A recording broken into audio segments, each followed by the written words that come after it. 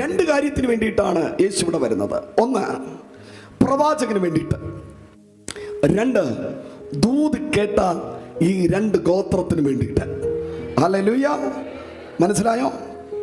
ഒന്ന്, യെശയ്യാ പ്രവാചകന് വേണ്ടിയിട്ടാണ് വരുന്നത്. രണ്ട്, ദൂത് കേട്ട നഫ്താലി സെബൂലൂന് വേണ്ടിയിട്ടാണ് യേശു കർത്താവ് വരുന്നത്. ഏതെങ്കിലും ഒരു പ്രവാചകൻ നിന്നോട് ദൂത് പറഞ്ഞിട്ടുണ്ടെങ്കിൽ, ദൂത് കേട്ടവൻ്റെ അടുക്കൽ പ്രവാചകനല്ല വരുന്നത്, നിവർത്തിക്കുവാൻ യേശു കടന്നു വരും. ആദ്യം വരുന്നത് പ്രവാചകനാണെങ്കിൽ തൊട്ട് പിന്നെ വരുന്നത് നസ്രയനായ യേശുവാണ്. കരങ്ങളെ അടിച്ച് ദൈവത്തിന് സ്തോത്രം പറഞ്ഞേ. നീ ഒരു പ്രവാചകനെ കണ്ടുമുട്ടിയാൽ അടുത്ത് നീ കാണാൻ പോകുന്നത് ഒരു ഏഞ്ചലിക്കൽ എൻകൗണ്ടർ.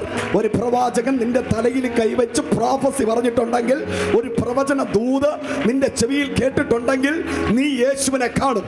യേശു നിന്റെ അരികിൽ വരും. കേട്ട ദൂത് നിവർത്തിക്കുക. പരിശുദ്ധാത്മാവിനോട് പറയുന്നു, 2025 കേട്ട ദൂതുകളെ ഫുൾഫിൽ ചെയ്യുവാൻ, കേട്ട പ്രോമിസുകളെ നിറവേറ്റുവാൻ യേശു. ഓ, ഞാൻ കേട്ട ദൂത ഇന്ന് രാത്രി ഞാൻ ഉയിരോടെ ഇരിക്കുന്നത്, ഞാൻ ഇന്ന് ജീവനോടെ ഇരിക്കുന്നതിന് കാരണം ഞാൻ കേട്ട ദൂതുകളാണ്. പ്രവാചകന്മാര് എന്നോട് പറഞ്ഞ ദൂതുകളാണ് എന്നെ ജീവനോടെ ഇരുത്തിയിരിക്കുന്നത്. പ്രവചനം നിന്റെ ആയുസ്സിനെ കൂട്ടും. പ്രവചനം കേൾക്കുന്നവൻ ദീർഘായുസ്സോടെ ഇരിക്കും. പറ, ദൈവമേ സംസാരിക്കാൻ പറ, ദൈവമേ സംസാരിക്കാൻ പറ. ദൂത് കേട്ടാൽ കൊതി തീരരുത്. നീ പ്രവചനം കേട്ടോണ്ടിരുന്നാൽ, ഓരോ വാഗ്ദത്തങ്ങൾ കേട്ടോണ്ടിരുന്നാൽ അത് നിന്റെ ആയുസ്സിനെ കൂട്ടും.